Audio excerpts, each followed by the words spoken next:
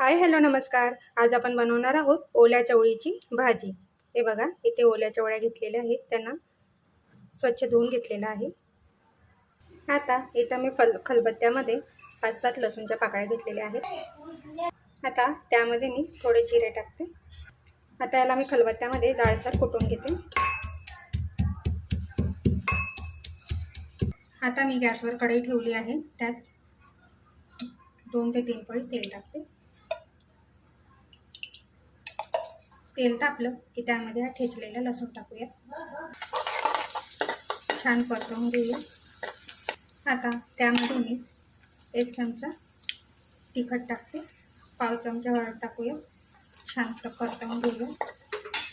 आता त्यामध्ये मी छान मिक्स करून घेऊया.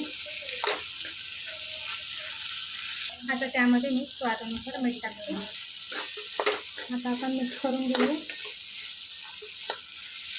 आता यामध्ये मी 1 ग्लास पाणी टाकते.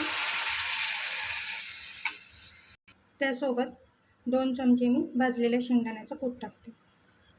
मिक्स करूया.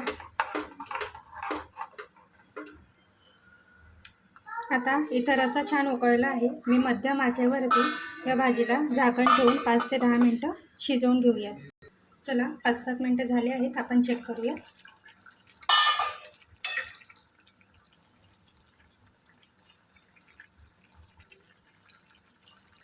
हे बघा, छान अशी भाजी आपली शिजून गेलेली आहे.